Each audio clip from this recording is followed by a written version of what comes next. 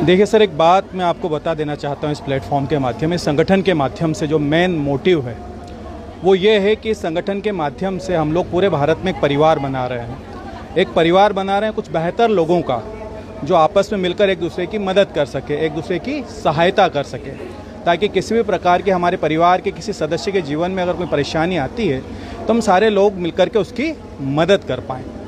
अभी इसको ऐसा क्यों बनाया गया, उसी को अगर हम समझेंगे तो जर्नली आप सभी बुद्धिजीवी हैं, आप सभी समझदार हैं। बहुत सारे एनजीओ काम करते हैं और सीएसआर का फंड भी आता है संगठन के अंदर, गवर्नमेंट के माध्यम से पैसा आता है।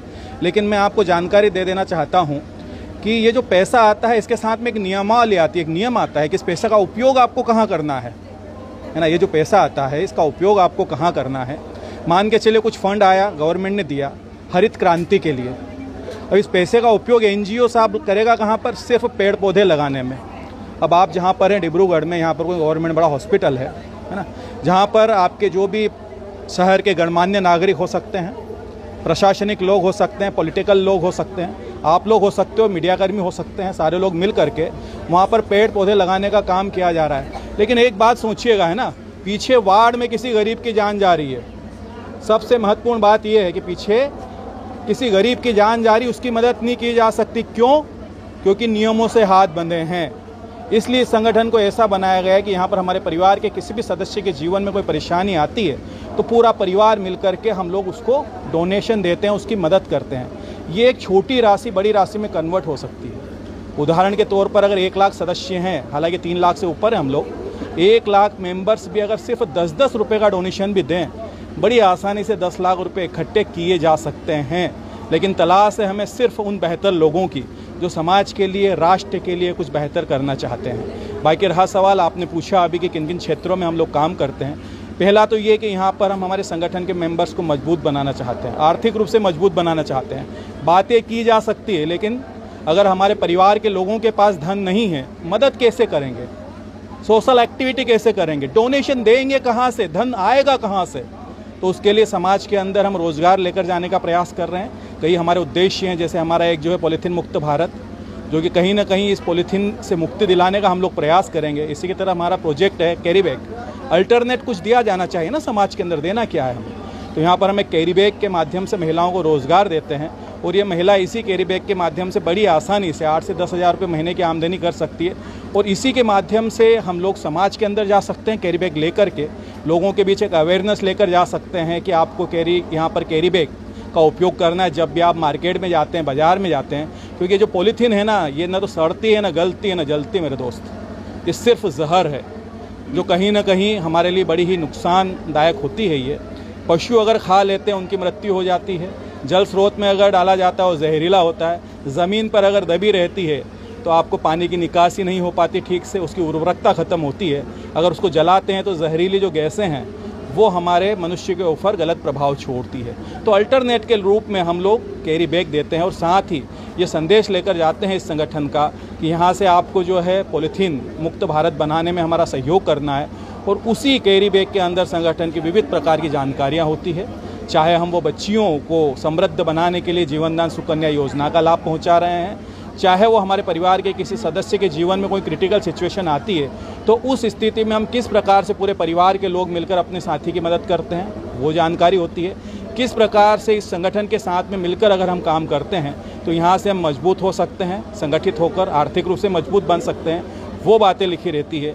तो वो बुद्धिजीवी अगर मैंने 100 लोगों तक अगर ये कैरी बैग पहुँचाया तो स्वाभाविक सी बात है मेरे दोस्त, 10 से 15 लोग मेरे परिवार का हिस्सा बनने के लिए तैयार होते हैं। आप लोगों का ये एनजीओ में ज्वाइन होने के लिए क्या करना पड़ता है? देखिए, यहाँ पर एक चीज़ बता दूँ मैं, शब्दों का फेर है थोड़ा सा।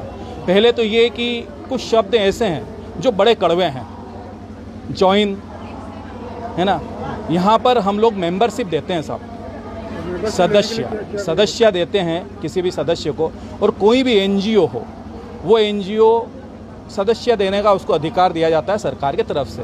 तो सदस्यता के रूप में संगठन द्वारा यहाँ पर जो है 2100 रुपये हम लोग डोनेट करते हैं, संस्था को डोनेशन देते हैं। और इस डोनेशन देने के बाद संस्था आपको तुरंत एक वेलकम लेटर देती है ना, लिखित में एक आधार देती है कि आप इस परिवार का हिस्सा हो।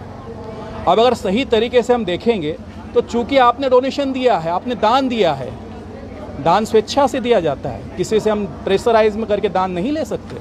दिए हुए दान का हिसाब नहीं लिया जाता और इसी दान के बदले में संगठन हमें विविध प्रकार की योजनाओं के लाभ देते हैं और लाइफ टाइम के लिए होता है, आजीवन सदस्यता होती है। जीवन में सिर्फ एक ही बार हमें देना होता है। उसके अलावा मैं आपको जानकारी दे देना चाहता हूँ कि यहाँ पर जो हम लोगों की मदद करते हैं पैनल के माध्यम से, क्योंकि टेक्नोलॉजी उपयोग करना ज़रूरी है। पूरे भारत में कहाँ किसको परेशानी ऐसे पता नहीं चलेगा, उसको सिस्टम से जुड़ना पड़ेगा, संगठन से जुड़ना पड़ेगा। यहाँ पर हम लोग जो लोगों की मदद करते हैं, जो डोनेशन देते हैं, आप उसकी रसीद प्राप्त कर सकते हैं मार्च क्लोजिंग में। अगर आप करदाता हैं तो ये मान के चलिए कि उस रसीद को अगर आप इनकम टैक्स डिपार्टमेंट में लगाते हैं तो 12A के तहत आपको 50% टैक्स में छूट मिलती है। अब स्वाभाविक सी बात है, बुद्धिजीवी हैं, इतनी समझ हम में मौजूद है, पढ़े लिखे हम लोग, कि जिस संस्था की रसीद को हमारे देश का इनकम टैक्स डिपार्टमेंट एक्सेप्ट कर रहा है, यानी सर वो ठीक तरीके से काम कर रहा है, पूर्ण लीगलिटी के साथ काम कर रहा है। कितना मेंबर है आप लोगों का पूरे भारत? तकरीबन 3 लाख मेंबर है साहब हमारे। और असम में कितना है? असम का तो सर अब देखना पड़ेगा डाटा। 3,000। अच्छा नॉर्थ ईस्ट में? सर ये तो डाटा पैनल पे देखना पड़ेगा। इतनी जानकारी तो सर अब वहीं से निकालनी पड़ेगी, है ना। आप लोग हेड ऑफिस कहाँ पे है? क्या? Head office? हाँ, हेड ऑफिस जो है इनका आगरा है ना, आगरा से है ये। सुनील दत्त शर्मा जी जो है आगरा से है, वहाँ से ये रन कर रहे हैं। और मैं आपको बता देना चाहता हूँ, इनके अलावा भी 3 प्राइवेट लिमिटेड कंपनियाँ इनकी चल रही है, 2010 से रन कर रहे हैं सफलतापूर्वक।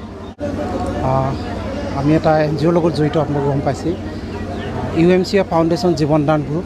এই NGOটোৰ মুখ্য উদ্দেশ্য হ'ল জনকল্যাণ কৰা, জনসাধাৰণৰ কল্যাণৰ কাৰণে কাম কৰা।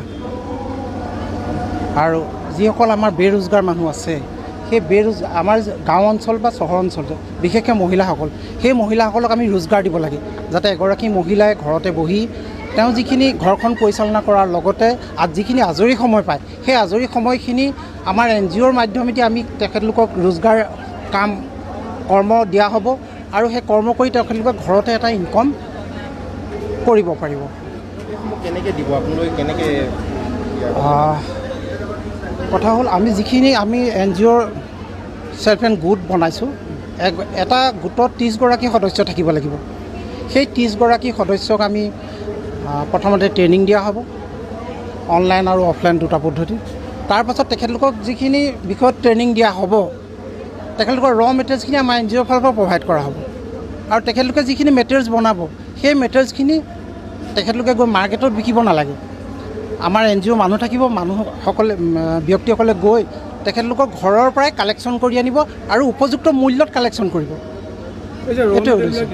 হয়, সামান্য এটা মাচুল দিব লাগিব, কাৰণ এগৰাকী মহিলাই যেতিয়া মেটেৰিয়েলছ ঘৰলৈ লৈ যাব, কোনে ৰিস্ক ল'ব? মেটেৰিয়েলছ মানে আপোনাৰ ধৰি লওক মংগলসূত্ৰ, মালা, বেগ, এইবিলাক বনাবলৈ আহিব, আচাৰ, পাপৰ, পুতলা বনাবলৈ। NGOৰ এটা নিয়ম আছে, প্ৰতিটো NGOৰে আপুনি যদি NGOৰ এটা সদস্যপদ ল'বলৈ হয়, সেই NGOটোত কিবা এটা ডনেট কৰিব লাগে। আৰু সেই ডনেটটো কিহৰ কাৰণে কৰা হয়? সেই আপোনাৰ পইচাকেইটাই যাতে সেই NGOটোৱে জনকল্যাণৰ কাৰণে খৰচ কৰিব পাৰে।